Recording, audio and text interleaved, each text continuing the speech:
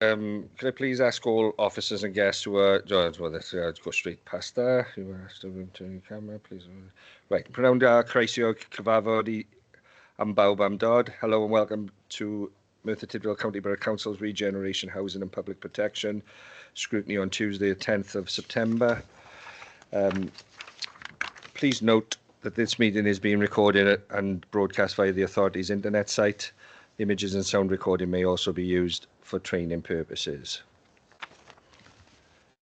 Item agenda 1, apologies for absence. We've had apologies from Councillor Michelle Simmons, Howard and Hillary. I think that's it. Yeah. Item agenda 2, declarations of interest. No? None? Okay, we're going to change the agenda slightly, and we're going to go straight into item agenda 4, Housing and Homelessness Report. Alan, are you taking this? Yeah, obviously this is a follow-up meeting from earlier in the year, and we said we'd come back just to keep scrutiny updated. This scrutiny session is on the back of a very good session that we had this morning with our two main RSLs, Merthyr Valleys Homes and Merthyr Tydfil Housing Association. So this leads on nicely. In our meeting this morning, I think there was consensus agreement that the homelessness issue, the statutory duties we have with homeless, the due consideration we need in discharging our homeless duty in relation to the people and communities of Merthyr Tydfil is something that we can only resolve all working together. That's us, our partner RSLs, our other statutory partners, and ourselves as the local authority, Strategic Housing Authority.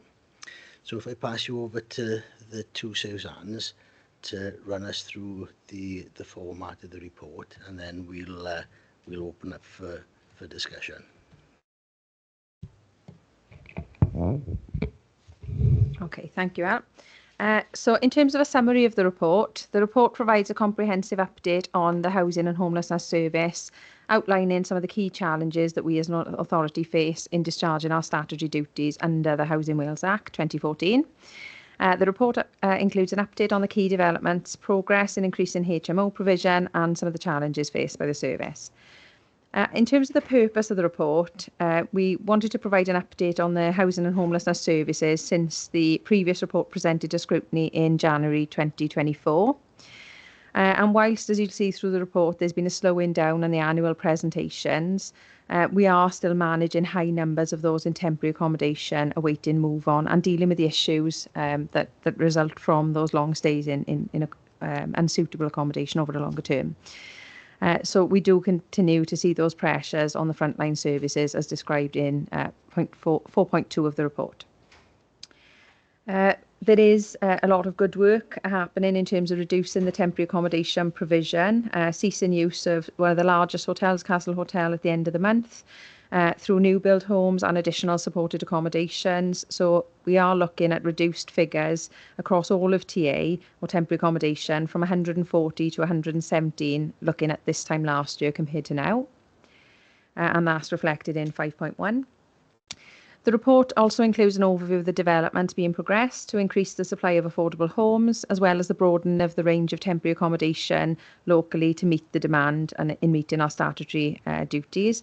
More detail of that can be found in section 5.14 of the report. And then lastly, the report goes into some of the key challenges in which we as a service, but collectively across Wales, are facing, including legislative changes, high demand, wider unrelenting pressures, which are adversely impacting the sector and the services. So more examples and details, including things like the SDS 40, the Standard Determinate Sentences 40 scheme, which include early prison releases, moved for 40% of sentence time now instead of 50%. Increased migration dispersal targets, generally increasing the wider expectations for Merthyr Council to provide further units of accommodation, and those can be found in 5.12 and 5.13 of the report. So that's just a really generalised overview, and we hope members have had a chance to have a look at the report, the stats, and review the details, and particularly the numbers, looking at this time last year to this time this year. So we're happy to discuss and answer any questions. Thank you. Thanks, Hughes. We'd like to open up the questions. Councillor Jones. If I may, I've got more than one. So I'll start at the very beginning. The number of those in bed and breakfast hotels you got as August 2024 was, I don't know what time of the month that was, it says 40. So I presume this report was written some weeks ago. How many are in bed and breakfast up to and including today? I can answer that. Up until yesterday, and the figure was about 36. Right, so it's still on the way down. Yes. Which is good. I'll take you now to paragraph 5.3, which goes over to on top of page 2. It's the Castle Hotel is shut in, so there will be no homeless individuals there from the 1st of October. I don't know how many are there left there now. I'm sure you've got the up-to-date figure. However many there are now, because the last figure I heard, there was about 19 or 20 there. Where will the remaining ones, where will they be rehoused? Because this will have to all be done in the next fortnight or so. Okay, so there are 8 there as of today. We have had to put one in today, but that's just only for 24 hours. So the transition plan will be to transfer 6, and it may not necessarily be those 6 that are in the Castle Hotel. We may have to reconfigure within existing provisions, but 6 will go to the new HMO.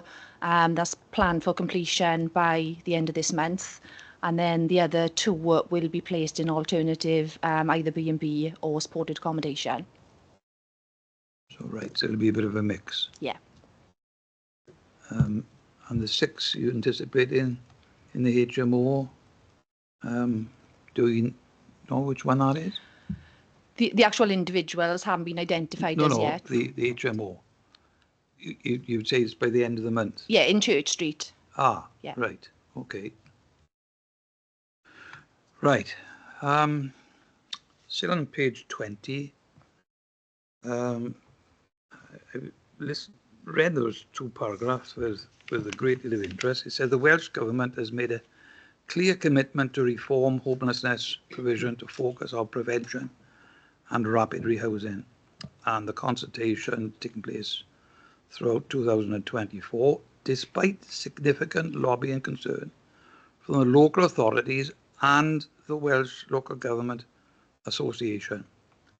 And you state here that legislative changes being proposed continue to progress, which will reinforce the policy message outlined in the Ending Homelessness Action Plan and oral statement by the Minister for Climate Change.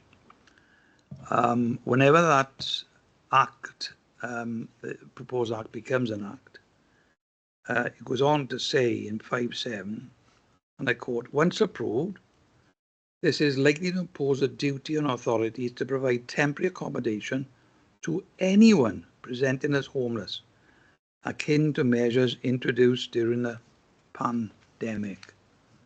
So, do we know when this will become an act? Definitely. Is it going to be later on this year or early next year?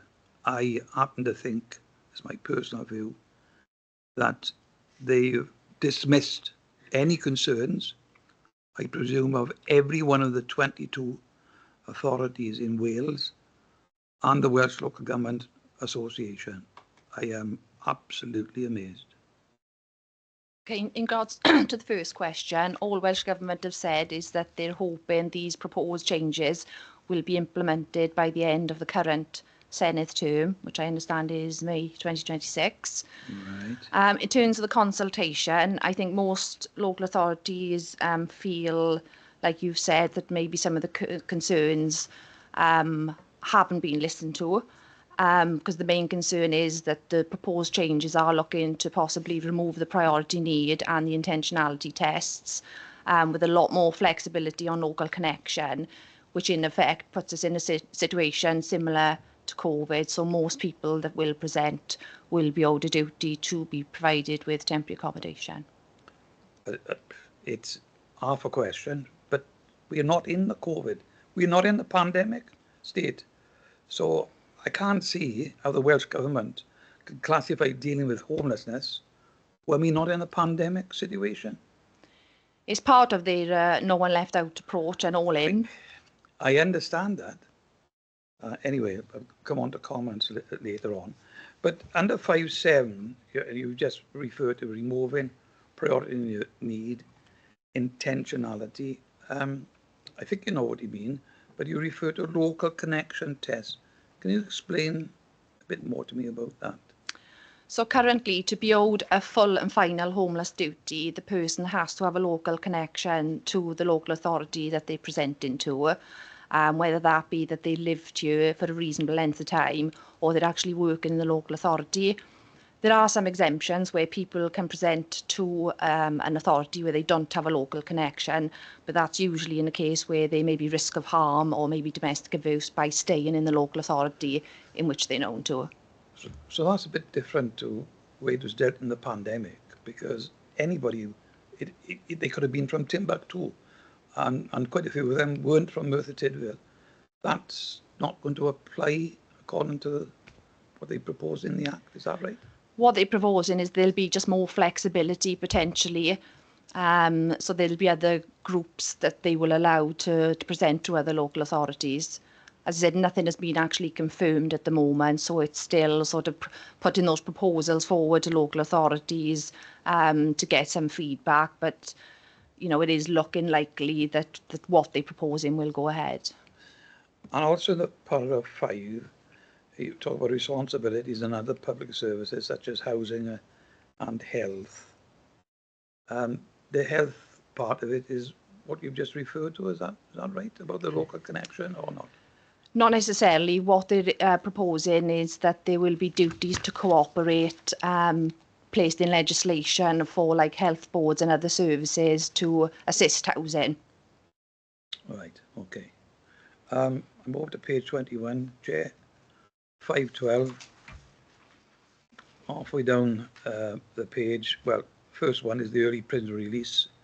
In the workshop we had this morning, the question was asked, how many of the low-risk offenders, some of whom are coming out today and others next month, were in Wales, in fact in Merthyr Tydfil. The answer was 4, for the benefit of other people who weren't there this morning. Are you expecting more in October? There are likely to be more in October, but we haven't had a list of those individuals as yet, or the numbers. Right. But those 4, because they've had a few weeks in which to prepare for this prison release, you've been involved as one of the bodies. So in case of those 4, have they got accommodation to come to, or they got, you know, they're not coming out and got nowhere to go? There will be some where we don't have a priority need. So because of the limited temporary accommodation available, excuse me, we are prioritising those that will have a priority need. But as of lunchtime, none of the 4 have actually presented. So whether we will end up, you know, accommodating any of those 4, only time will tell. So if they did if they did have housing need, you should have been involved. Yeah, we've been informed probably about 4 or 5 weeks ago, so provision would have been put in place if they do present today. Did you put your hand up? Yeah. Sorry, Clive. I just jump in there. In terms of so if somebody goes to prison, they've got a property. How long will that property be held for them to return? I'm guessing some of these might have properties to go back to. Some are, but those on the list will only be those that have been identified as being homeless. For those that will have properties, I suppose it depends whether the rent is being paid. In terms of housing benefit, I believe they pay it for up to 6 months. But we're also running a scheme at the moment where we can help people through our homeless prevention grant if it would prevent them from losing that tenancy and then presenting as homeless when they are released from prison. And still on page 21, 512, halfway down the page, it refers to the migration dispersal expectations placed on local authorities. Mean more individual families will be required temporary and permanent accommodation. How many of these have had to be, what's our share, let's say, in the last 12 months of this? Okay, so the quota, I suppose, set for Merthyr was 40... 41? 49, I think it was previously for the previous year, of which I think we have about 5 families locally now. So we didn't meet the quota. We have a new revised target for Merthyr of 141 bed spaces. So we don't know what that makeup will be, singles, families. However, with the new government, we are expecting a refresh of that plan in around October time. So that may change. So it didn't go anywhere near 49. No. I don't know, individual you're talking about then. Yeah. Okay.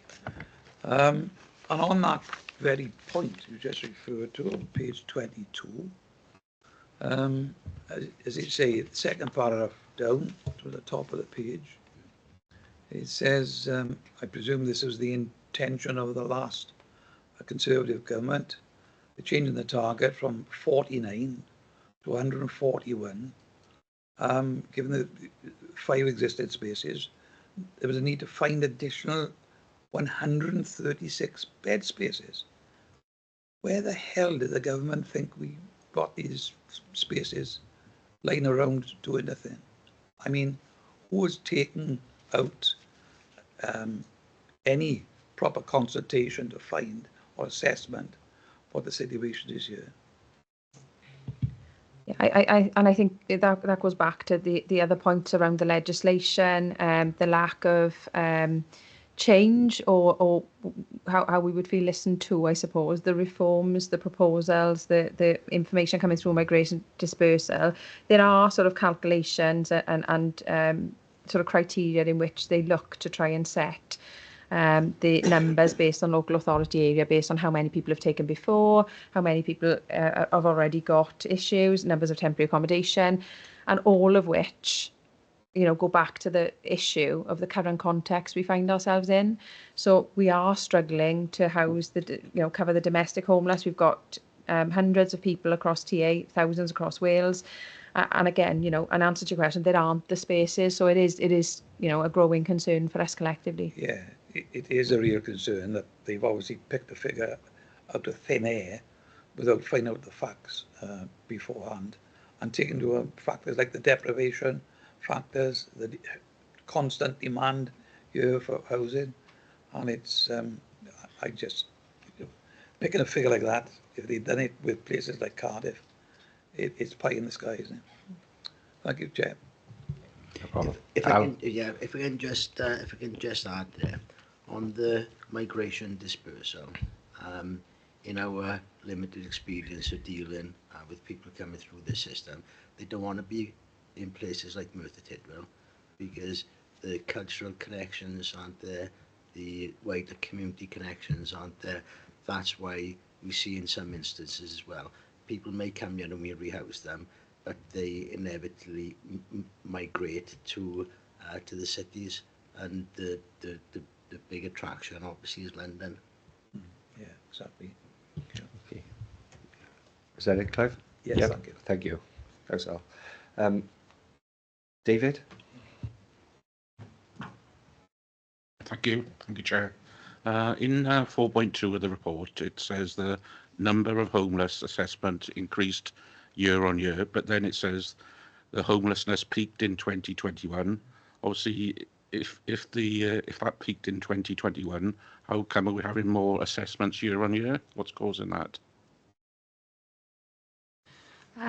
The assessments have actually decreased from 2021, but just be mindful that those figures relate to new homeless assessments. It's not necessarily the amount of people that will be owed a full and final homeless duty. So some of those we would have found not homeless, or for whatever reason that aren't owed a full homeless duty. We're getting more assessments, though, it says there.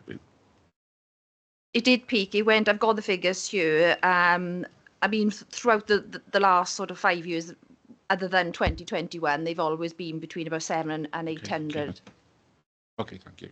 My final short question in 5.1 says the number of accommodations in 2023 has gone down from 140 to 117, mainly due to reductions in bed and breakfasts. Is that reduction in bed and breakfast, is that causing a lot of problems for us at the moment? I mean, some of the reduction will have been from people just coming out of the system and losing contact, but we have had a lot of new developments come through in the last 6-12 months, as well as the new 22-bed supported accommodation at Marsh House. So that would be quite a significant reason for the reduction as well. So we're definitely going to get less and less reliance on bed and breakfasts. Hopefully so. Thank you. That's it, thanks. Thanks, David. Councillor Thomas? Thanks, Chair. On 5.8 on page 20, the Sustainability of Accommodation Order 2015 is also likely to be amended, which would prevent the use of B&B and hotels for the use as temporary accommodation in any circumstance except for public health. If somebody turns up, say this is amended and it comes into force, if somebody turns up on the front door, then 2 people, 3 people, whatever, they're homeless, how do we manage then? What accommodation would we put them in?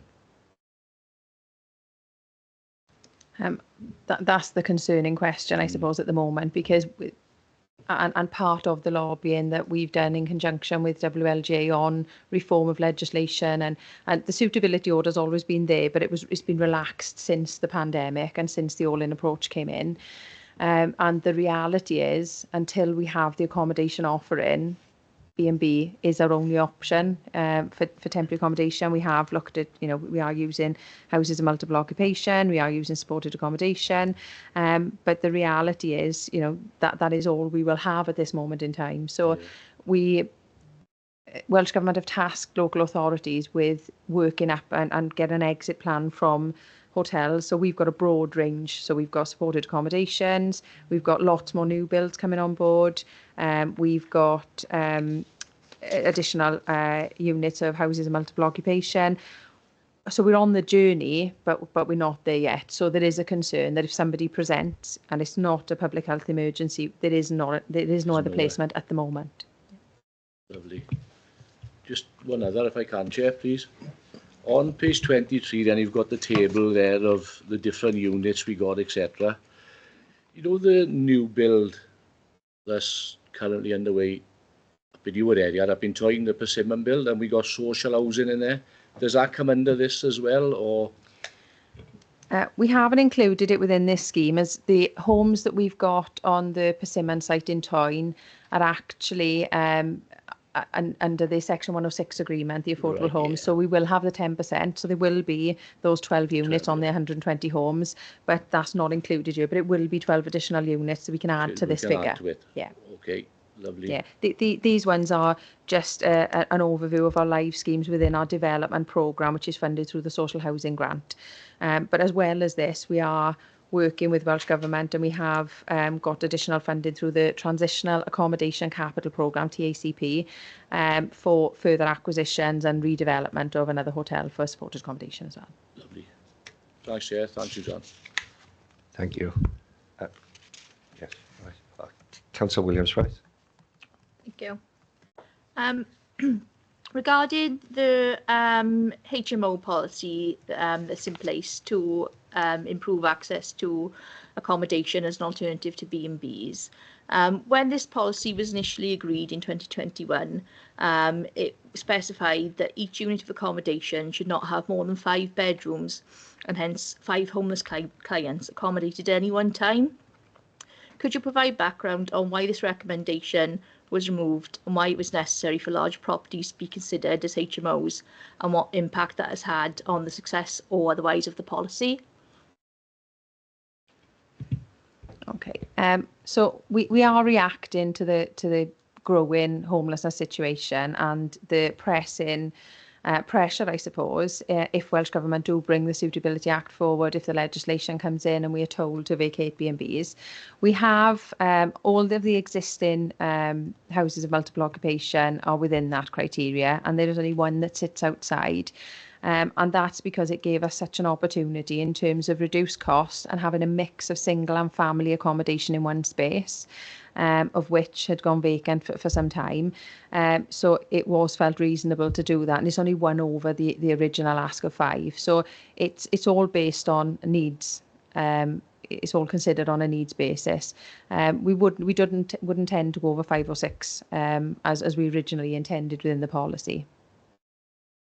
Thanks. So with that in place, what consideration was given and where was the decision making in deciding to go over that 5? Because obviously that was a decision that came back to full council. Is that right?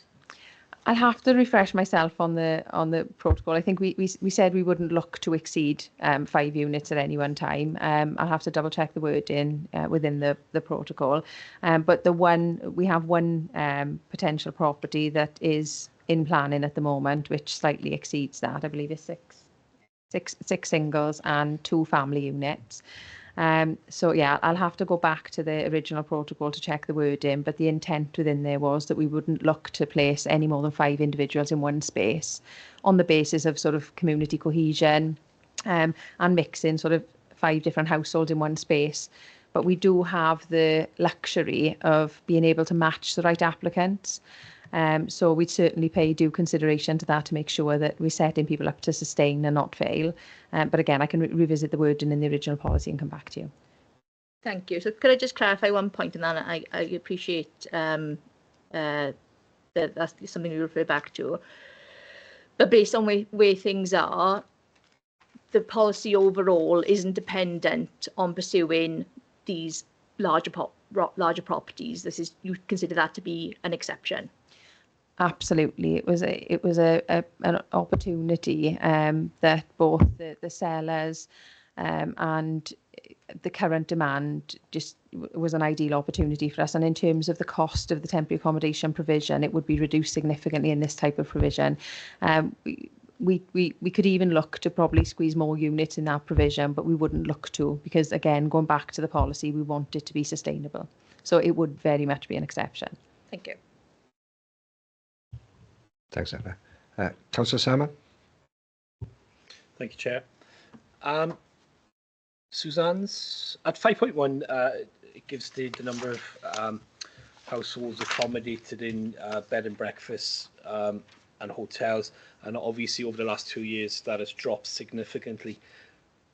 Do you have a timeline in mind, bearing in mind Welsh Government want to come away from bed and breakfast and hotels? When do you foresee that that will actually happen? It's really difficult to say, just given the fact that we don't know, we're still in the cost of living crisis. We're still having loads, have to consider all the socio-economic factors that resulted in people coming in to present as homeless in the first place, against the backdrop of being able to fulfil our sort of exit strategy of increasing HMO provision. It has been quite challenging. So we haven't achieved the numbers we would have liked to at this moment in time yet. As well as, even though the development side of things is very positive in terms of the increase and the number of units, as Sue's mentioned earlier, it is increasing. It is looking more favourably, and we are also increasing the wider broad range of accommodation, including extra care and supported accommodation. So back to the temporary accommodation perspective, yes, we will have more temporary accommodation, but as fast as we're bringing more units on, we are having presentations or repeat presentations back into the service from people who are unable to sustain. So our rapid rehousing plan looks at the next 5 years, and we don't think we're going to be in a position that we have no temporary accommodation within that time frame. Okay. My second question, it's in regard to supported accommodation, like Marsh House, which is 33 units, the Tregenna, which is going to come online with 19 units. How many more do you need? In terms of looking at the existing need, I think around the last sort of provision we did, the majority of people in temporary accommodation had medium to high needs. So realistically, we could probably have another sort of 2 or 3 marsh houses to be able to meet that need. However, there is a lot of throughput. There's a lot of work going on within the existing provisions. There's a lot of work going on, particularly with support going into our temporary accommodation placements and hotels currently. So, you know, I do think we probably need another sort of 30 units of supported accommodation. The challenge in providing that will be the revenue to support it. So whilst we could probably look at capital grants and gather sort of funding to be able to build or reconfigure existing premises for that type of placement, the challenge we will have is even with the Tregenna, we haven't got enough funds in the housing support grant pot to be able to fund it in its totality. So we will be taking a couple of $100,000 from core monies, which is an investor save, but it you know, is still costly. So it will depend on the funding availability, particularly the revenue funding going forward, to be able to create more units. Okay. You've answered one of my others. I've just got one last one then. It's with Marsh House, obviously new. It's offering services to individuals with maybe higher needs than others. What issues and problems have you had to face up to now? In terms of housing management and the outcomes, it's been really positive and successful. I think there have been some challenges, and this is prevalent in not just Marsh House but in our other placements, where we have individuals with complex needs, and not just complex needs, whether it be substance misuse or alcohol misuse or previous trauma, but actual social care needs or issues that are wider than housing related support can deliver. So in those instances, it is very difficult. You know, we want to move somebody out into a suitable placement, but locally we have very limited provision for people with low-level social care needs. So they might not meet a social care threshold, but they certainly are far more than what's been commissioned under housing-related support. So that's been something that's been identified through the first few months of being open. Anything else there? No, I think that's about it. Okay, thank you, Suzanne. Thank you, Chair. No problem. I just got a couple of... Oh, Clive, do you want to come back in first? Thanks. I've got a few others. On page 23, you've got the list of 10 there, and the dates when accommodation hopefully will become available. The Springfield scheme is not in there, is it? Anywhere? Have I missed it? Yes, they have 4 of them. There we are. These new glasses don't be any good. And where is the Springfield Rise? Right. Right. Okay. You mentioned Tregenna. Obviously, that's in my ward, as is Marsh House. When do you think they'll make a start on? I think the first one was the acquisition of the property, which I presume is that's over and done with. Then they were going to carry out an assessment of the state of the property, and then it would be out to get various teams to do the work. So where are we with the progress of it? So as you rightfully said, the acquisition took place in March to allow for the grant monies to pay for that acquisition, or part of that, through the TACP programme for last year.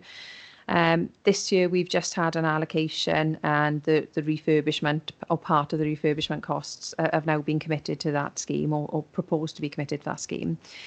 Merthyr Valley Homes have carried out sort of asbestos surveys and initial sort of designs and had designers up at the venue. We have reviewed initial design proposals to make sure that it's fit for purpose, it's safe, secure, it's got lots of staff space and lots of support space that we'd be looking for. So those designs have been developed over the past few weeks. Pre-planning application, I believe, went in last week or the week before to start moving to look at the proposed designs with a view to get planning application, get a tender through and complete by March 2026. So once the feedback from the pre-planning happens, the next stage then will be tendering out the contract of works. So it won't be too long before it comes to planning, by the sound of it. Yeah. Great. Imminent. Marsh House has been referred to because I've been in to see Marsh House along with Louise, my colleague. I was quite impressed before you started moving individuals in there. And for me, that seems to be the template for other Marsh Houses. You mentioned, Suzanne, that in answer to Councillor Salmon's question, probably need another 2 or 3. I think our concern is where are we at the planning stage for the next one from Marsh House?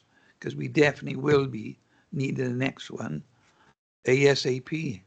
So have we identified an area of land or a building that can be converted? Is there anything in the planning stage?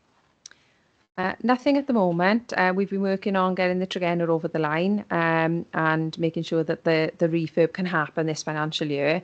I think the big sort of question that we need to attack as a strategic housing partnership with our RSL partners and all of our internal colleagues, estates and planning, is to have a look at land availability, have a look at buildings, but also have a consideration of, if we were to go ahead, how do we fund these provisions going forward? The lobbying to date with Welsh Government around the housing support grant funding has been very limited in terms of success. Welsh Government did look a few years ago to look at the redistribution formula of the housing support grant based on a wider factors like need rather than just population size. And that hasn't been revisited. So we were hoping that if there's a relocation of those funds, that we could attract further funding to fund more supported accommodations. The challenge for us will be, even though, you know, as Tregenna has happened, it's an investor save, we could look at that as a proposal. We do need to consider the longer term sort of revenue cost and the longer term plan that once individuals have their support needs met and over a period of time, we'd likely see those numbers decrease, what those provisions would then come to. So could they be then converted into self-contained flats and things like that? So wider considerations, as we've done with Marsh House and the Tregenna Hotel, we need to look at what we need in the short to medium term, but what we need to look at for the longer term as well. So in direct answer to your question, there is nothing else in planning at the moment, only anywhere near planning. But as part of our strategic housing partnership, we will be revisiting the current need, the current demand coming through and what we've got in the pipeline against what's left. We do have ongoing meetings with the estates and planning to identify areas of land for various purposes, and we'll continue to do so. It's a question of making sure that before we go into any of those, that we would have sufficient funds to take those forward. It's like the chicken and egg situation, isn't it? You know, looking at the figures you've got now and for years hence, there is a demand. I understand the situation about the money because you've got to make the case out for it. But if they suddenly turned around in the Welsh Government and said, yeah, there's a bit more money here from X, Y, Z and slippage money, we haven't got a plan on the shelf ready to go, which doesn't seem to be any sort of plan. I think we're at that stage now, Councillor Jones, where we need to look at that plan and our discussion this morning. I took from that we need to do that together. So it's not just a department of the council doing it, but we've got to, us collectively as a council and our partners, have got to sign up to that longer term plan.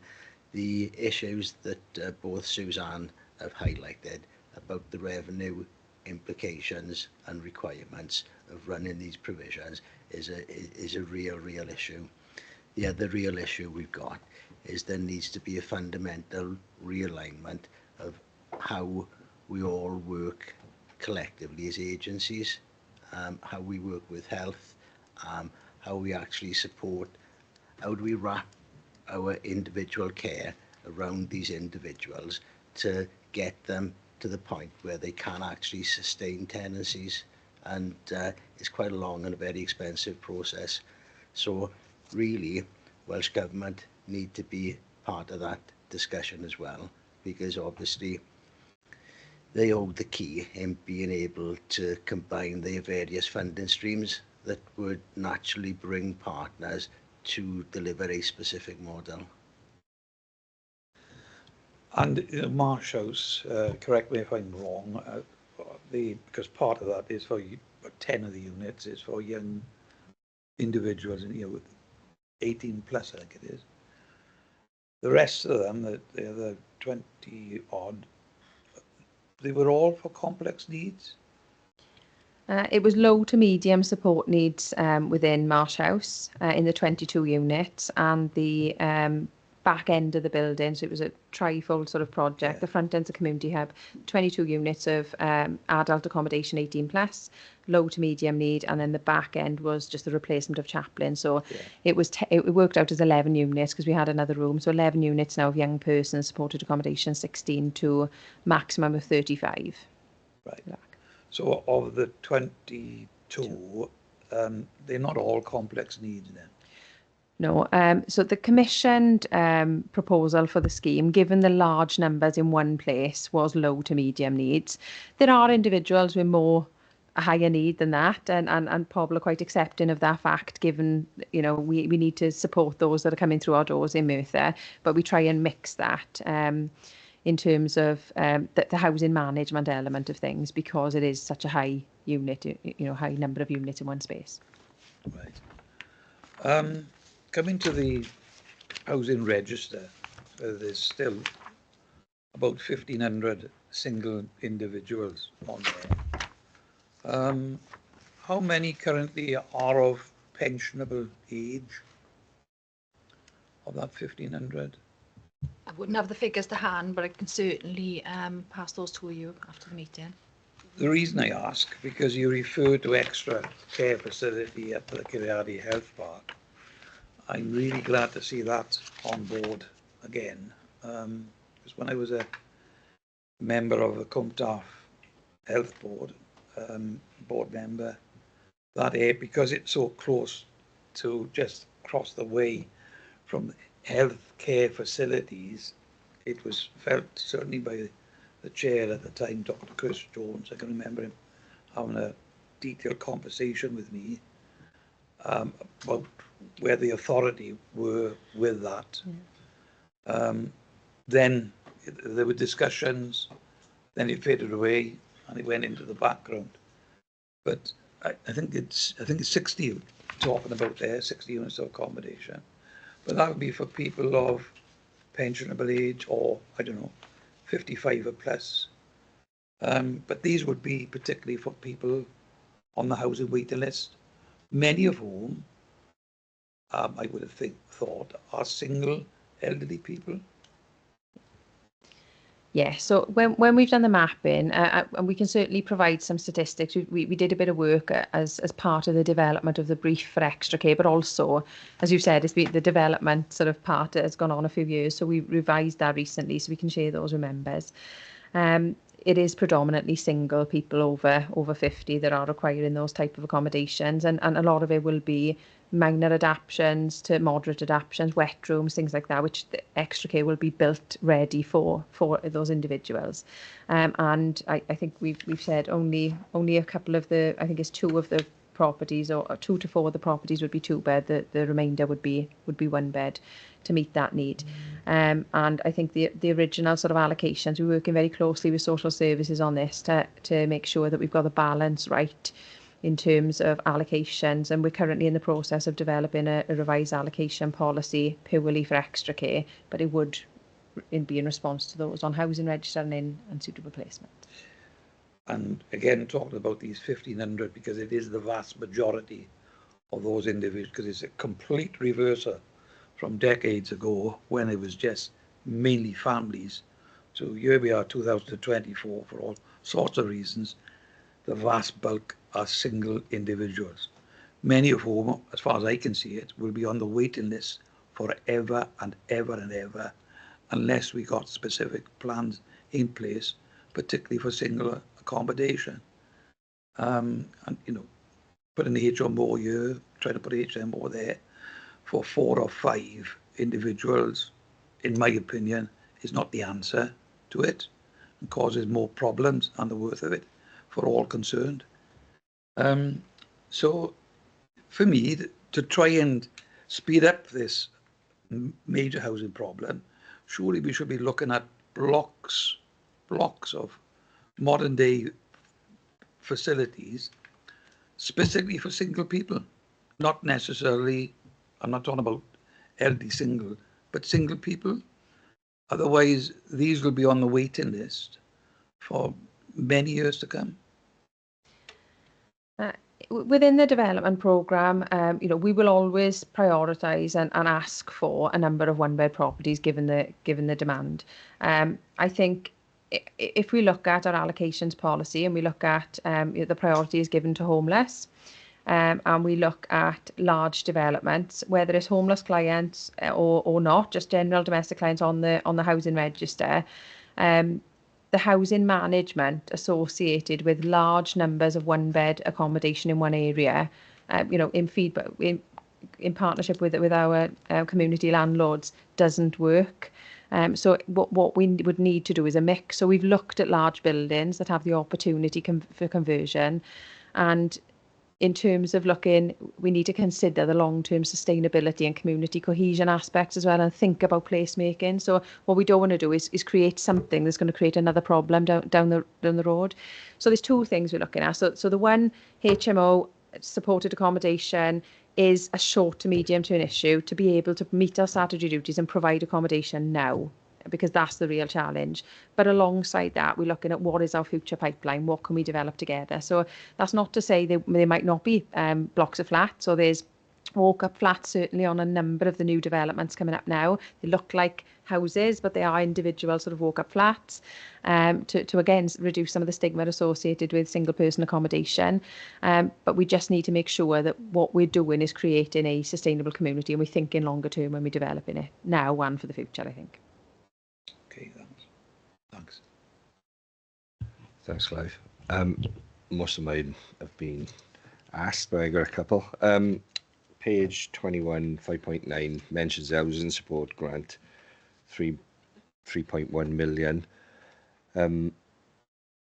Compared to other local authorities, you say it's, you know, in terms of the deprivation we have isn't great. How is that figure worked out? Do you know, is it per population?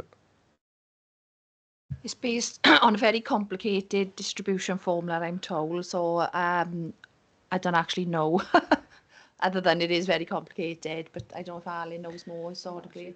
Yeah, the biggest weighting factor is population, which is why Merthyr is always disadvantaged. There's been arguments for years about what weighting deprivation should have against population, but obviously the larger authorities would lose out massively based on the population criteria. Yeah, you know, it's a shame when, you know, some of the highest LSOAs are within our borough. So yeah, I don't know if that can be lobbied, and you know, obviously you probably do anyway. So yeah. The only other things is the page 23, the table of properties, and it's got lease fine. You know, that the top 3 says September 24. Will they all be complete this month? Are they keys over? You know? So the answer to that is yes. There are some families that have already moved into East Street. The flats have been shortlisted, so the people are just waiting to sign the contracts and move in.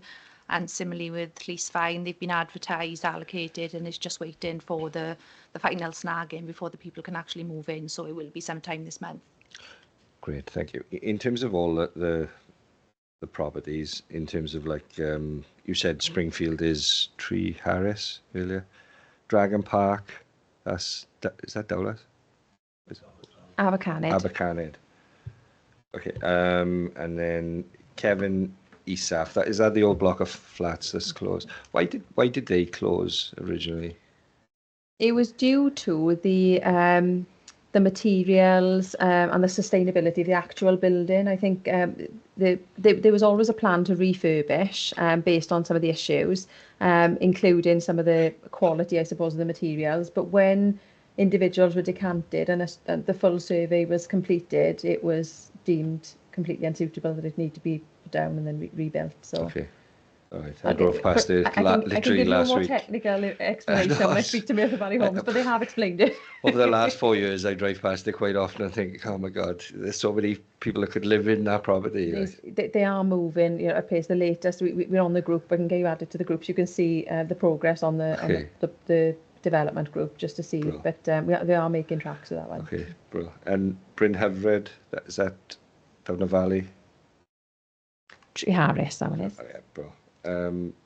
My only other, I think Clive talked about it earlier, about future developments, and obviously we got a lot of developments within schools at the moment, and there's going to be 4 schools, primary schools, that are going to be moving sites.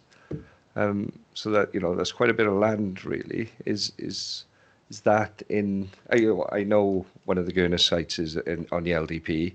But obviously that might change. But is that something that you're planning towards in the next 2 years?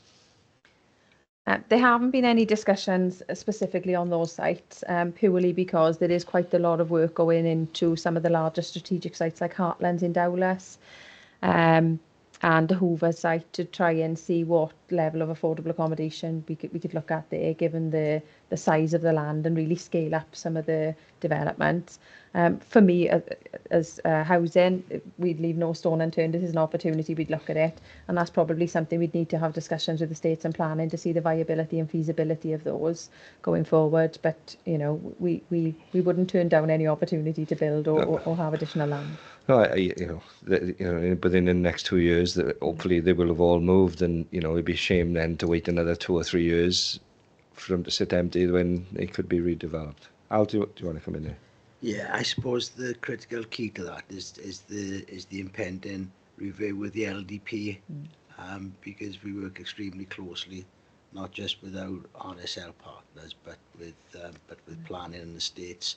So that'll give us a more formal opportunity to look at the potential for future sites.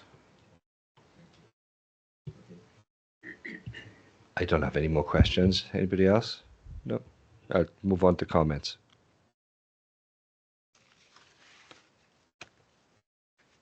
Councillor Jones? I welcome the report. I think we know where we are, up to date. I think it's frustration on the part of members that things can't happen quickly enough. Frankly, I know it takes time to determine where they're going to build, what type they're going to build. Then it's got to go through the planning stages, and then it's out to tender, etc. But looking at the plan, the block on 23, there's quite a number of units of accommodation going to become available, so bulk of it by March 26. So that is really a positive. One other thing which I think perhaps other members should know came out of the workshop this morning, which was excellent. And I understand, Alan, that there's proposals to have another one, hopefully, with a lot more elected members there next time. But the question was asked about the waiting list, because we get approached for all sorts of reasons trying to help people with housing. But from now on, we'll be sent to all the elected members an up-to-date list of how many people are on the waiting list, which bands they are in, etc. And I think that's going to be really helpful to us, particularly as elected members.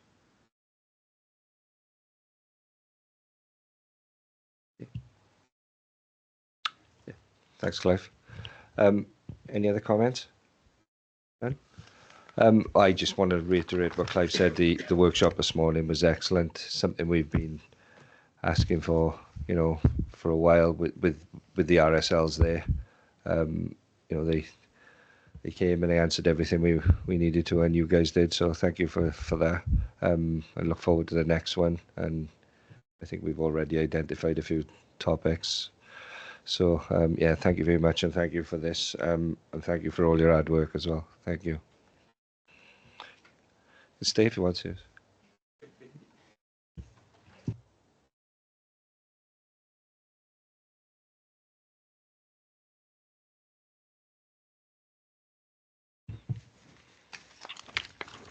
Okay, moving on. I'm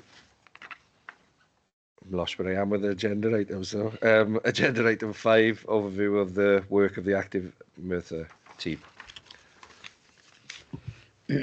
Okay, thanks, Chair. With this one, I'll just pass you straight over to Dan to just update on where our current programme is and the priorities and what the team does.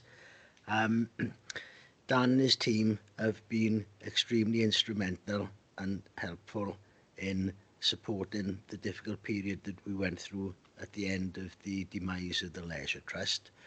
And whereas previously the amount of true partnership working that Dan's team had with Merthyr Leisure Trust was quite limited, the relationship with the new contract and with Halo, it's a totally different ball game. So hopefully there'll be even more developments to come down. Yeah, thanks, Al. Yeah, so the summary of the report, and if there's any particular parts, obviously, that members want me to allude to, we can do that as we go through. But so the report gives an overall overview of Active Merthyr. Certainly since 2020, there's been a significant restructure in that time. Reflects on some of the sports-related forums and collaboration work that we've got locally, as well as that with the national governing bodies, national organisations that we work with also. It outlines some of the positive impact that we've had with local football clubs, in particular in the football forum that's mentioned in the report. And again, we can allude to that as we go through. It gives an update on some of the barriers and the challenges that we're facing locally, both post-pandemic and beyond. And it also talks about some of the strategic themes, and you'll notice there in the report as well, the core themes of the team and how we work out the strategic way forward. Again, purpose of the report, quite similar there.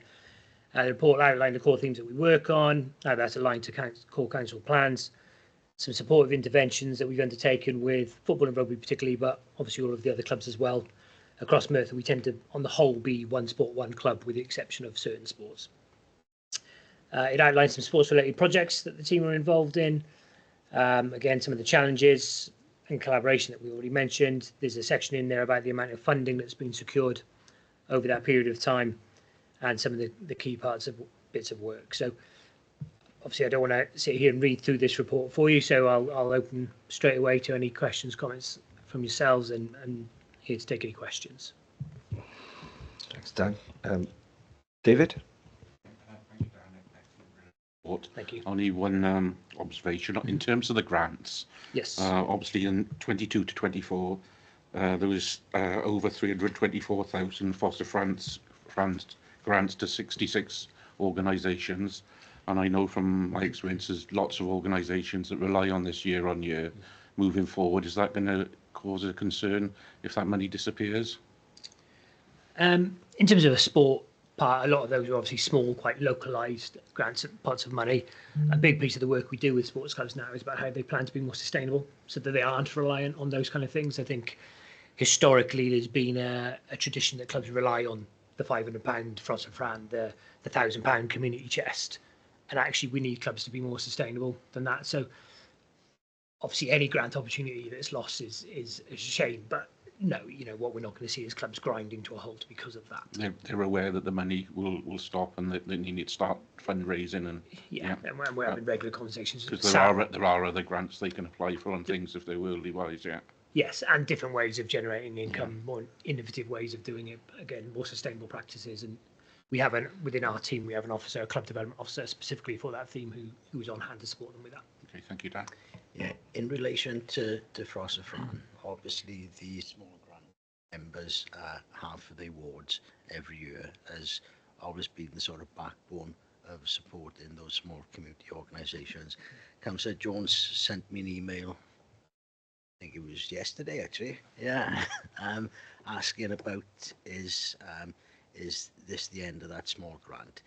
We have sufficient money that we held back to ensure that the members' Frost and Fran ward grant continues up until the election, and that's been possible based on the interest payments that we've accrued. Great, thank you. Thanks, Dave. Councillor Jones? Yes, two at the moment. On page 31, 5.8. And by the way, I agree with David Chaplin that it's a very good report. Brings us up to speed.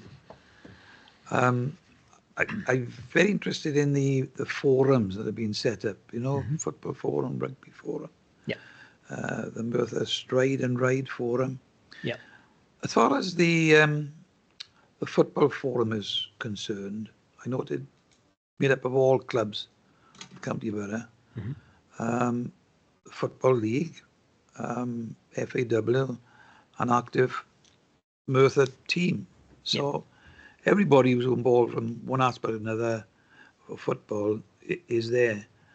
But it mentioned a football development plan. Yeah. Dan, what would that be looking at? What would be the outcome of that? And one of the concerns, I know there's more than me as a football fan sitting here today. The Merthyr Tydfil Football League at one time, and Councillor John Thomas would know, they had 20 odd, I think it is, teams there. I think that's down to about 9 or 10 at the moment. Something like increasing the number of local teams, for example, playing football. Is that what the forum perhaps is one of the things they're looking at? Yeah, so it's looking at all aspects of the sport. So what we found was sort of 2021, that football was having some significant problems, facilities, numbers, everything really to do with it. And it's the biggest participation sport across the borough. Yeah.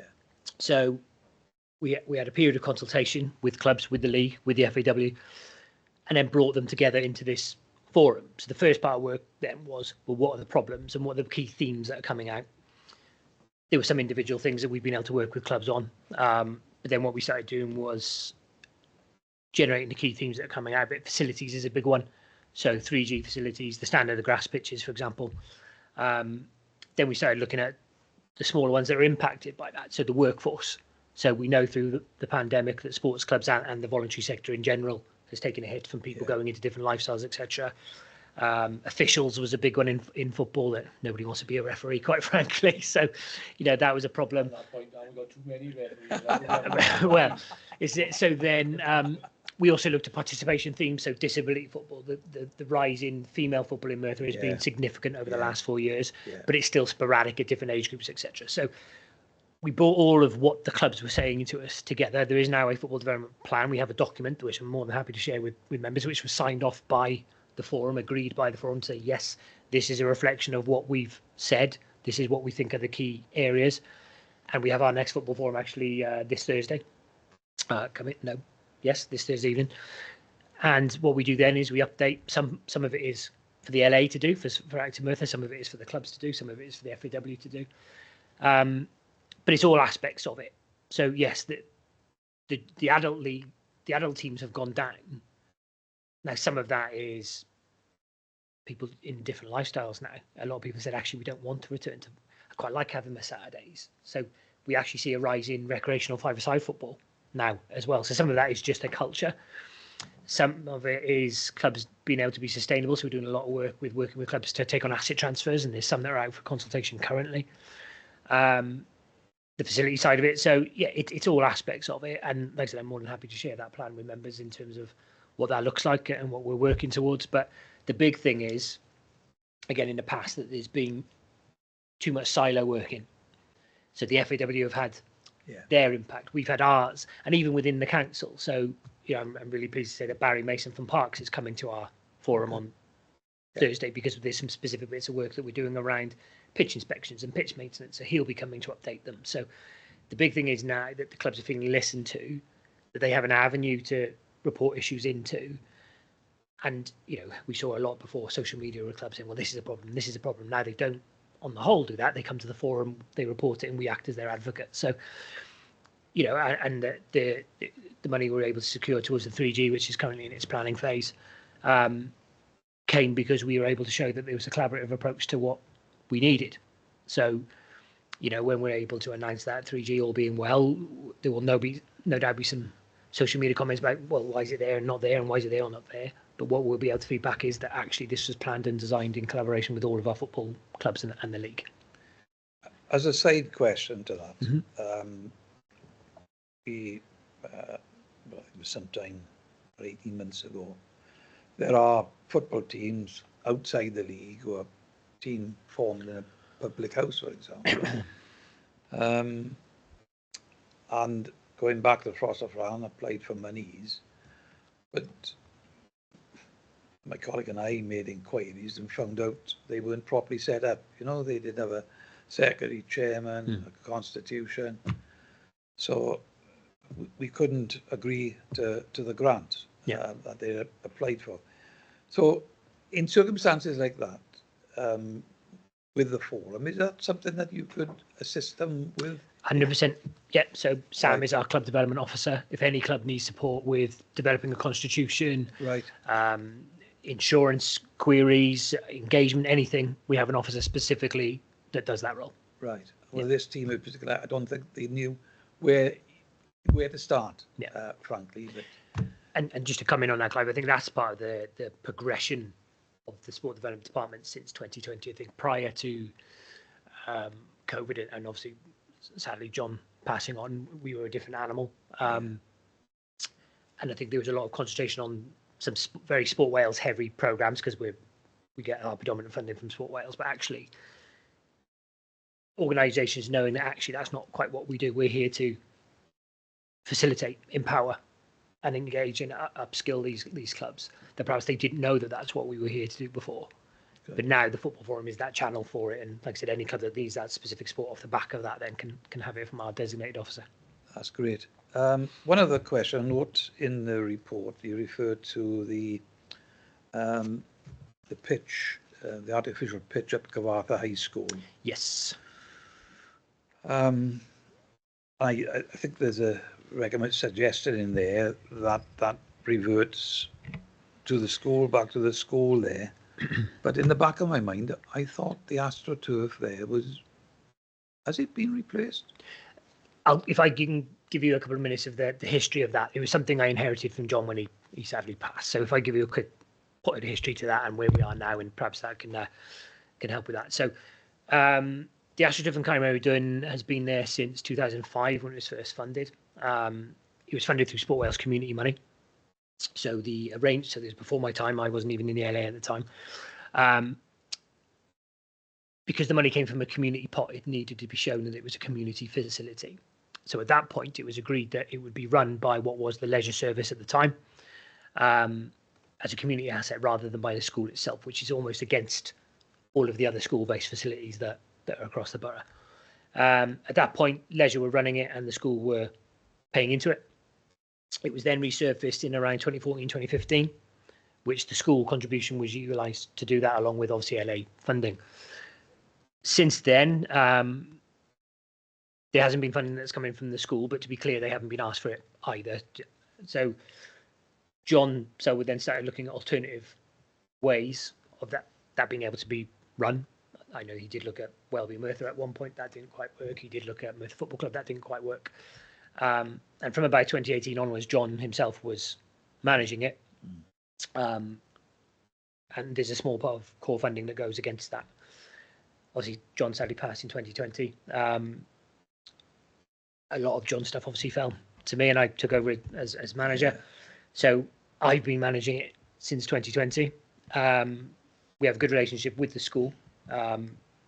We have regular communication. They're aware that this is probably going to be discussed today as well.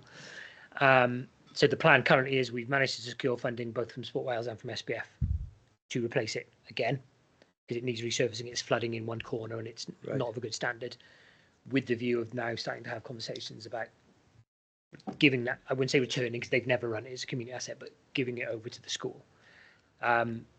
We've had some informal discussions with the school prior to the summer holidays. So like I said, they're well aware that I'm here today. Yeah, there'll be some logistical conversations we need to have, but yeah, at this point in time, that AstroTurf has never sat in my job description, or the role of Active Merthyr, particularly in my eyes previously, but certainly now. And yeah, it's something that, if I'm honest, takes up a lot of my time. Like I've got an attendant there literally as we speak. But yeah, it does really need to come back under the school, because it's a school-based facility, and they run their sports hall as well. So yeah. So when will that work be done? Well, what we'll be doing now is, now the money has been secured, we'll be obviously, it doesn't need planning as far as I'm aware, because it's a pure like-for-like replacement. It's not an improvement. So we'll be looking to go out to procurement, and working with procurement partners. We're already having that discussion. And once that phase is through, to look to get that work done. We're starting to get into the winter now. What you find with the AstroTurf is that it goes quiet during the summer because everybody goes over to the grass and obviously out in the sun. And then as of next week is when we start to see the football clubs coming back. The hockey club are back there tonight. So it will mean there will be a period of time over the winter where they won't be able to use it, but the clubs have been made aware. But hopefully by the time we move into the spring, it should be nice and shiny and new. Yeah. Oh, thanks for that, because I knew, it has been well used, I think. Yes, yeah. Community. Yeah. And if you did ask for money to contribute to this work, you wouldn't have had it, because we skint. Yeah. I'm a governor there, and I'm on the finance committee. Perhaps there is no money. And I think it's come on now, to be fair, so it's Julie and Kerry and obviously Lyndon that I speak to about it. And that was one of the issues in the past, was that it needed work. And in fairness to the school, I can understand, because I wouldn't do it either, to take on an asset where it needed work and was flooding. So we have had a problem over the last year where it's flooded in one corner. We've had to cancel bookings because of it. So we have been able to secure the money through SPF and through Sport Wales. So we'll get it resurfaced, get it fixed, and then we have an attendant that works for us that is there if they need it. But yeah, so hopefully now in the sort of coming months we'll be able to start making that move. Great. Thank you, Jay. Just to go back to a previous point that I think you made, Clive. As you can see from this report and this conversation, the whole support structure that the sports development team give now to the local community is a million miles away from what it was. And the fundamental difference in that is because we've merged the provision into the regeneration team, then obviously it's opened up a whole new access to other funding opportunities and different support. So Dan's got the ability to refer just within our department, to whoever the relevant person is, or we send a team out. So it is totally different, Dan, isn't it? Yeah, 100%. And just this morning I've been in with Joe and Rachel, social enterprise, and Vicky, who's our workforce development officer. They're working together. So coming out in about October, there's going to be a social enterprise and sport educational calendar for committee member training, facility development, on delivery programs. And, again, that's all based up on consultation that we've had with community groups, with social enterprises, what they need, down from bigger things like, how to set up a business and run business plans, to things like how to operate teams. That was something we found, particularly through SPF. I ended up having a rather expensive meeting in Bedley on because I got a puncher. But there was an organisation that didn't know how to use Teams. So, we will always go out and meet face to face but actually a lot of webinars, a lot of national information conferences, etc. are on Teams now. So we need to make sure our organisations can access that. So it's not just us putting on first aid courses, is actually what do our sports clubs, what do our social enterprises, what do our community groups actually need, whether that be the smaller things that even allow them to access it. Within here now, you see that there's 313 grants that have been accessed in the last 4 years. I can say confidently that we have had a hand in probably about 300 of those, literally, in terms of showing them how to write it, or giving them feedback, or helping them plan for it. I was going to ask her, I may as well make this up. The funds you get there amounted to nearly 4 million. If there's some money left after, I don't know, Sports Wales monies, does that have to go back to them, or can that be retained in the pot?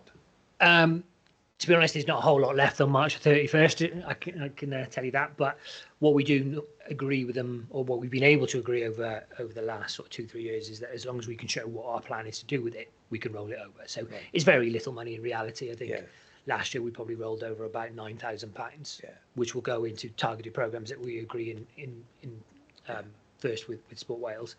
It will work slightly differently. You'll notice in the report we allude to regional partnership working. So traditionally, up until now, Sport Wales have funded 22 local authorities. From next year, that isn't what's going to be happening. There are regional bodies now being developed. I sit on the working group for ours. So we will come under Central South. So Cwmtaf, obviously Vale and Glamorgan. The regional body will be called the Central South Activity Partnership, and Sport Wales will fund that, and we will access funding that way. The idea of that is to regionalise and allow different parts of Wales to do what matters for them, but also to set up as a different entity to access other funding that perhaps a local authority can't.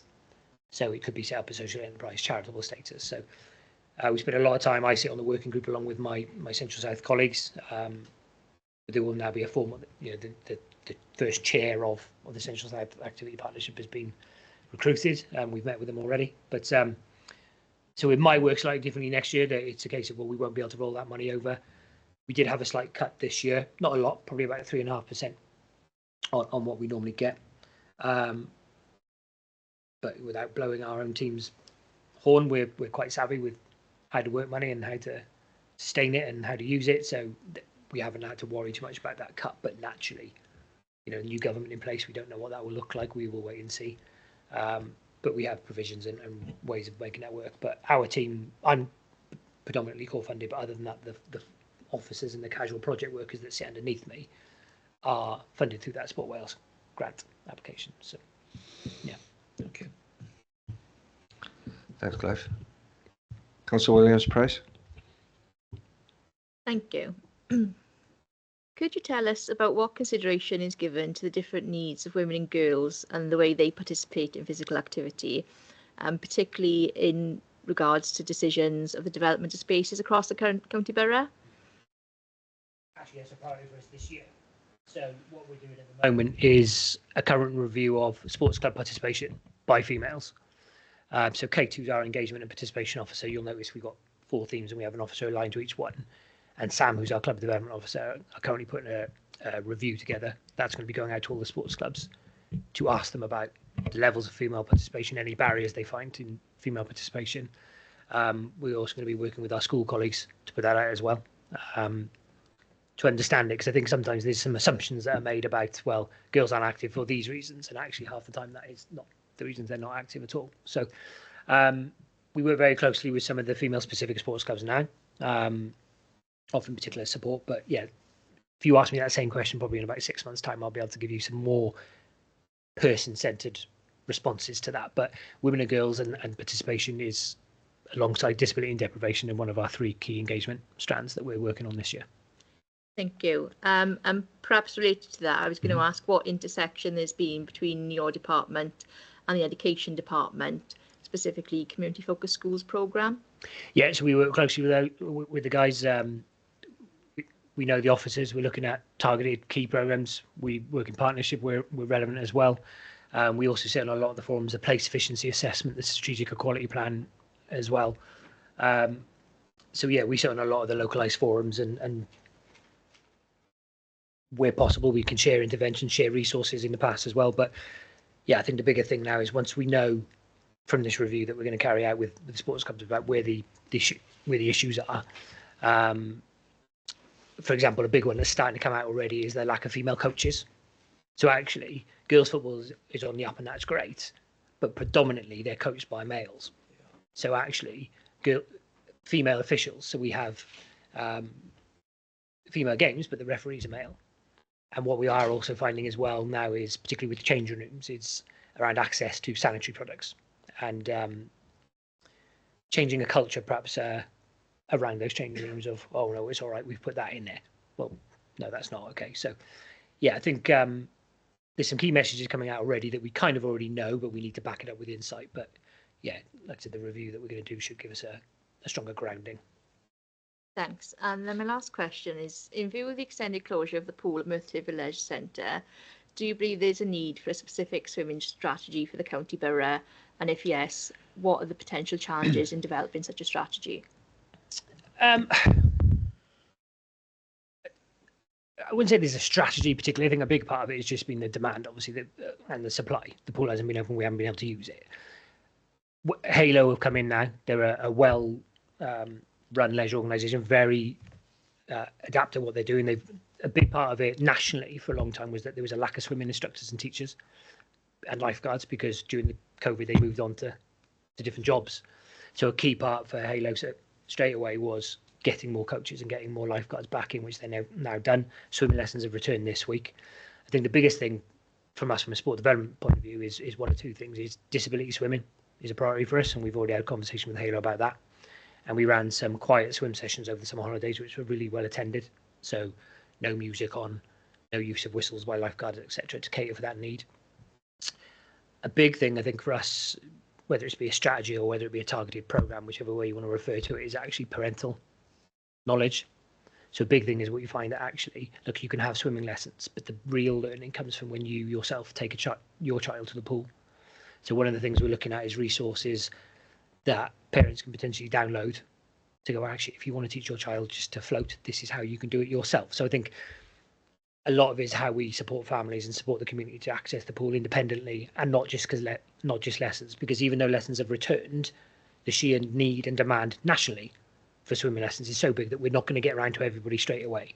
So what we need to do is look at how we can empower the community to actually go swimming and start that process of learning to swim themselves. And adult swimming lessons comes into that as well, because there's a generation, not just because of the pool, but just in general, that have missed out. So yeah, I think it's just it's the wraparound stuff outside of the lessons, perhaps, rather than the swimming strategy. But we are working closely with Halo around what the key priorities are, and yeah, that work is ongoing now. And we've got the free swim program that supports that as well in terms of free access, which we manage as Active Merthyr. Thanks. So just in terms of data available at the moment, do we have a picture of how many young people can or can't swim within the borough? Well, normally that would get done through the school swimming program. So what will happen is the schools bring their year sixes or year fives, depending on their need, and that will give them the level of where they are. So that's returning to Merthyr Leisure Centre now, as we speak. So that will give us the true picture, I think, of where we are. We've had some lessons, obviously, in Aberfan, but some of the schools couldn't make it to Aberfan. Transport was an issue to Aberfan as well. We had one school, I won't go into them, but was quoted £2,000 for 2 weeks. So to go to the pool every day for 2 weeks for £2,000, which was out of their affordability. So now that the leisure centre is open, obviously those swimming lessons will return, and then in a few months' time, that'll give us a better picture of where these children actually are. Okay, thank you. Thanks, Anna. Before I go into my questions, just on that last point in terms of buses, I know, for instance, school in Pendarren going to the town centre and back, quoted nearly £200 return. So it's just not sustainable every week to go to the town centre, is it, to do swimming lessons? You saying the school swims are starting back. Is everybody involved? I just want an idea how schools are faring with their budgets and being able to pay for buses. In terms of the school budgets and transport, obviously I can't comment on that, but Halo have a specific officer in place now that's working with the schools, a lady called Vanessa Bale. So all the schools have been put in touch with with Vanessa, and they're in the process of booking in their slots. So the way the swimming lessons tend to work is they come every day for 45 minutes for 2 weeks, and they have a specific group that come. So they have a targeted, focused group that'll go for those 2 weeks. So yes, the schools have been put in touch with Vanessa, and Vanessa is engaged with all of them now from Halo in terms of getting them back into the pool. Okay, thank you.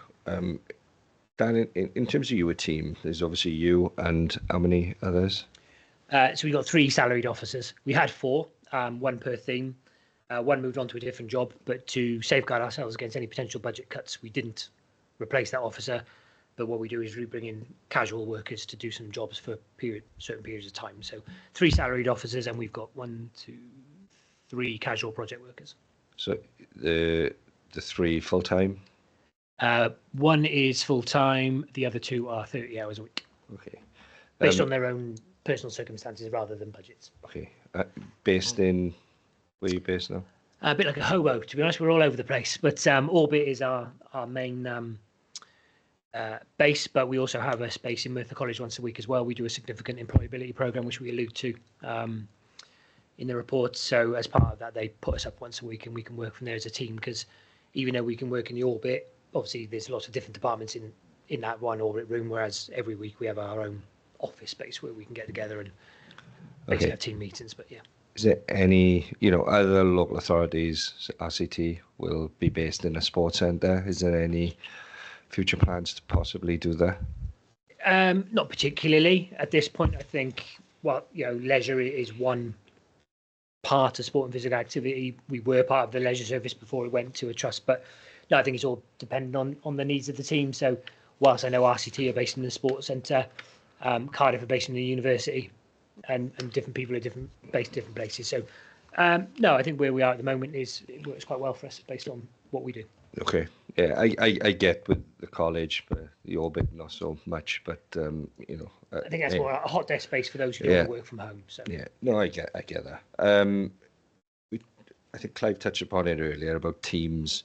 Obviously, they dwindled down to, I think it was 6 or 7 at one point.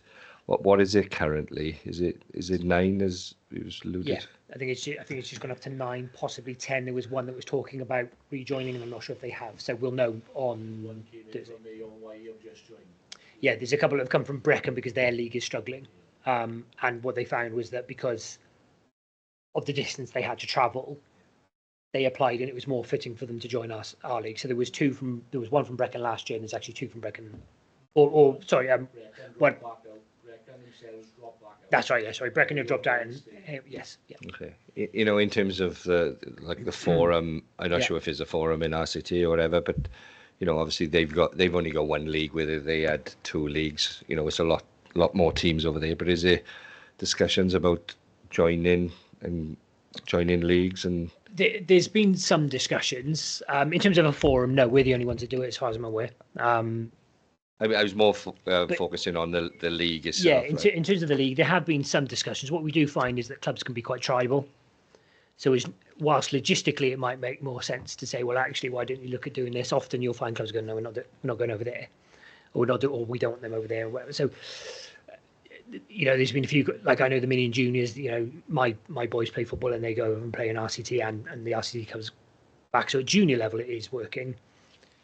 Yeah, my daughter plays from top of Merthyr to Margam to Cardiff. They play South Wales Women and Girls League, and they're everywhere. I haven't got the answers, because obviously it's the same with rugby. Heelgary, Gurness, Georgetown, Bailey Glass, they're inundated with young people, children, young people. They've got hundreds every week learning football. But then our adults teams, I know it's like a lifestyle, as you said, but there's something going wrong between leaving school and adult sport, rugby included. Yeah, I think there's a definite part of that, and we found through school sport surveys and engagement programs and different things through Sport Wales that, at the end of the day, when people get to sort of 15, 16, 17, in the past they've discovered the joys of alcohol and different things like that, different lifestyles, gaming, whatever it might be now, that there is a natural drop off when you get to that age. So part of the football development plan actually talks about, well, how do we bring in the more recreational parts of that to keep them within the sport in one way, shape or form? So that's the minion, the tots football to get them into the minion junior football clubs in the first place.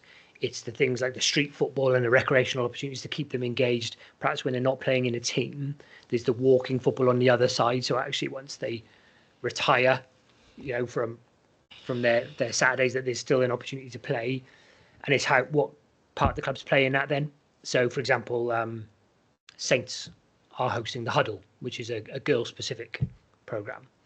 A lot of the clubs host FAW initiatives as well. So we're working with a couple of the clubs to look at disability football currently. So we have Cardiff City who run recreational disability football, but what we don't have is a disability football club. So yeah, the football development plan covers all of that really. But yeah, what they're kind of balancing out at the moment. So there is a huge increase in junior football, but there is a decrease in adults. So long term, the plan, what we need to do is keep those juniors within that sport, and also look at ways that we might be able to encourage some of the others to come back. Yeah, it's flipped from when I started playing. The youth and the children's football clubs are far superior these days to when I was younger. But then, it was a struggle to get in the league if you wanted to form a new team years ago, because they were inundated with teams.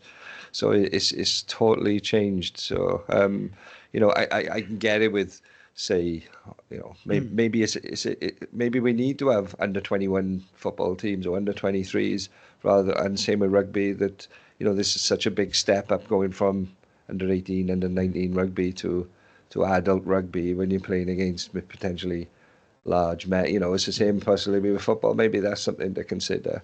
I don't know. I haven't got the answers really, but Yeah, and it's all of it. It's the structures of it. Like I said, it's the performance side of it, and we're looking at Merthyr schools and what that looks like for football as well. But yeah, so that football development plan, which I'm happy to share with anybody, does look at how we grow the sport in general.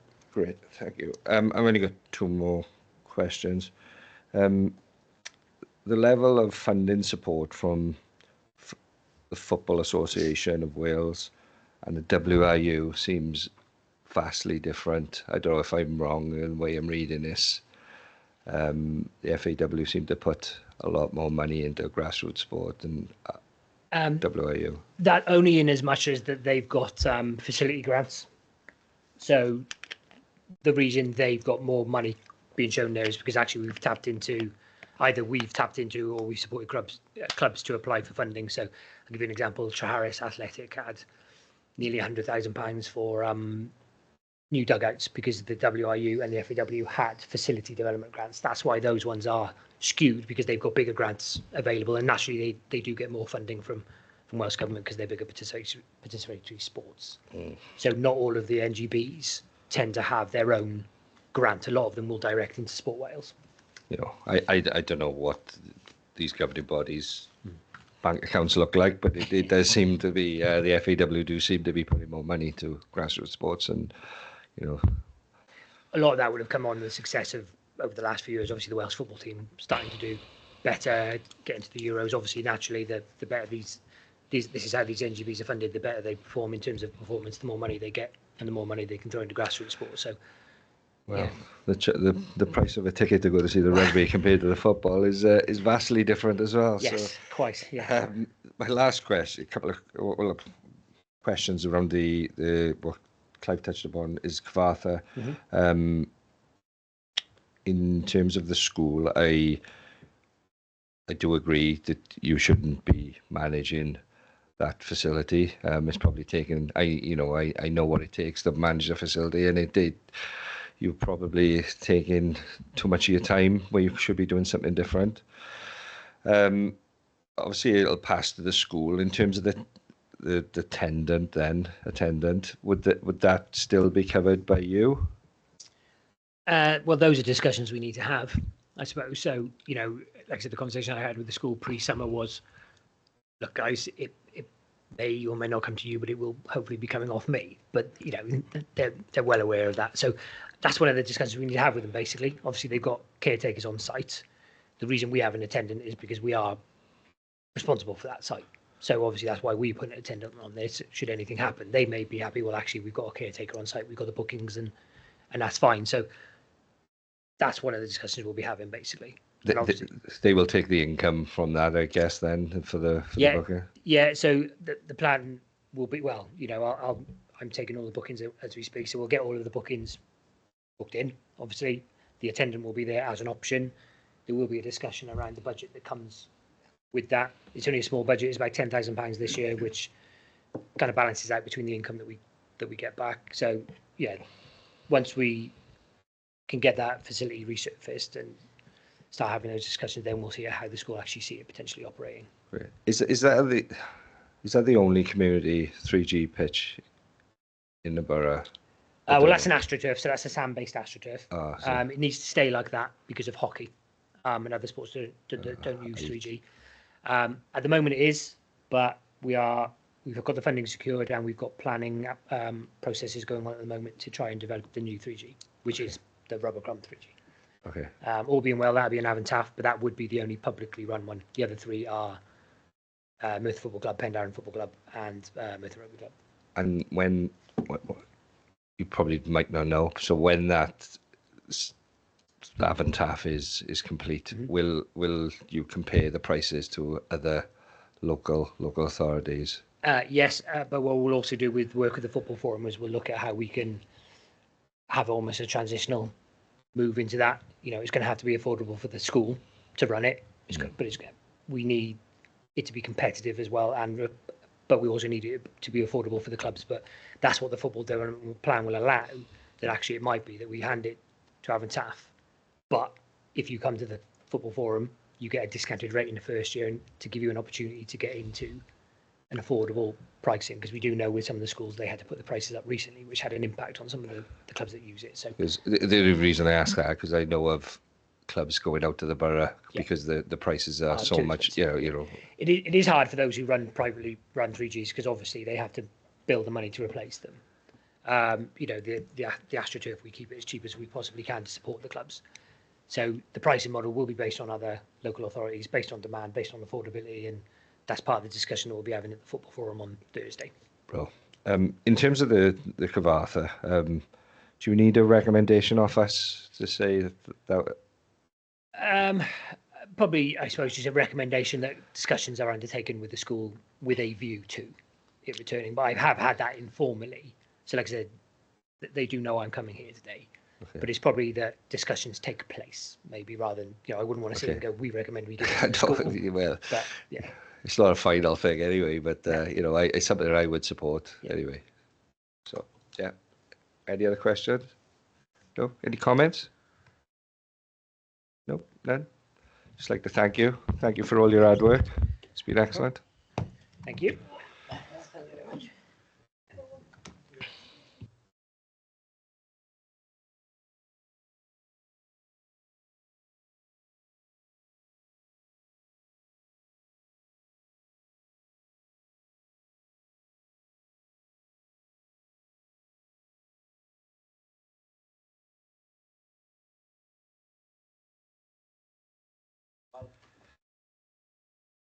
Okay, moving on.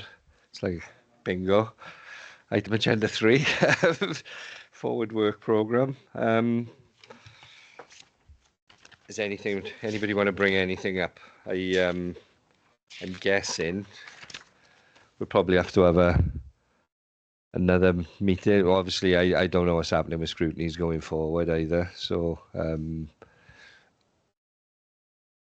if you want to bring anything up now, we can make a note. But I would say over the next 3 or 4 weeks, it's probably worth reconvening and going through this again, because I don't think we all met. Does anybody want to come in? 4th of March next year. We haven't got anything down there, is that right? Yeah, we've got no, we didn't put anything in, but we've got a list of topics at the bottom. Aye. On page 16. Oh, but it's 15, yeah. 16. So yeah, it's that's what I'm saying. We could all meet up, and then what I know Anna is I think you've mentioned a transport and voter, and those there and stuff. Yeah, do you want to come in? Yeah, sure. I think looking at where we are now, the two that I would be really keen to see included out of the additional items would be the leisure services, because in terms of timeliness, I think it's important to prioritise that, because the current arrangement is only in place for 1 year. So I think there's a good opportunity for scrutiny to have input into any future decisions. And secondly, the events policy, as that previously came to full council and was deferred. So I think it is critical that the scrutiny committee consider it so it can get back to full council and hopefully be approved. I agree there, because the 12-month, we are going through that quite quickly at the moment from when the decision was made. You know, we're yeah.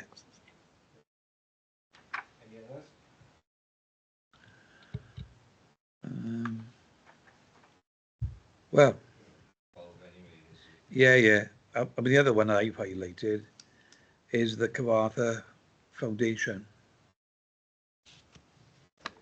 It's, you know, all right, we now know that they got the full set of trustees, but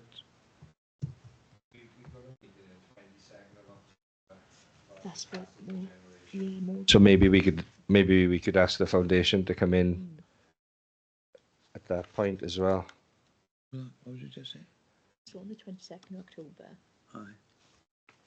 a more general castle generation item is on there. Yeah, Ah, right. Yeah, but that, you know, maybe the foundation can come in, because I think that, you know, that's just, say, Zoe giving an update on the castle. Yeah, they're all involved with it, aren't they? Yeah. Well, yeah, I haven't heard anything about the wrapping of the castle for a while, and that was a while ago. That's gone a bit quiet. Yeah, so I think we do need that update, but if the Cavartha Foundation could be included as part of that and are available, that seems worthwhile. Yeah, I agree.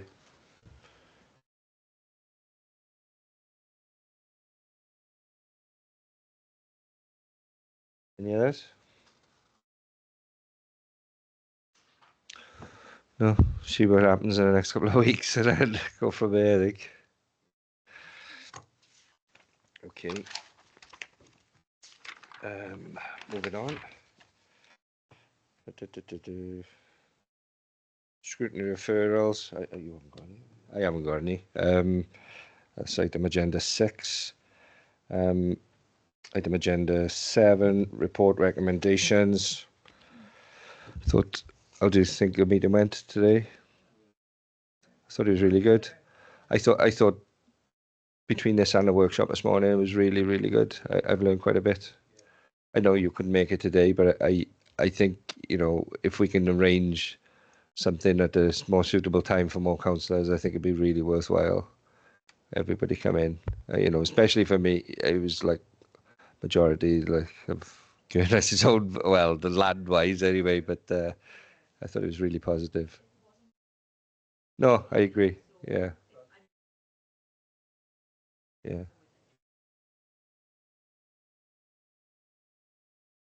Yeah. That's what we did, early evening type stuff. Yeah. But it was good. I think the next one will be slightly different in terms of, we mentioned about antisocial behaviour and everything went with that, and a couple of other things as well. So, but it is worthwhile, and it was good to have the RSLs there. Yeah, and next time, because there were only 2 there this morning, they'd invite the other 2, Wales and West and Havant, weren't there. Because they said they'd do this as a bit of a trial to see how we went. But it was good. Item agenda 8, feedback on any scrutiny activities. Should be a workshop on the task and finish group. There's no date on that, is there? There's no date for the task and finish group, but there will be a workshop on that in the coming weeks or month, I hope. So I'll catch up with Declan and figure that. I think that's the one Declan he was leading on with the terms. Yeah. No outstanding actions. Right. Okay. Item agenda 9. Any other business deemed urgent by the chair? I have none. Just like to thank everybody for coming and bring a meeting to a close. Thank you all.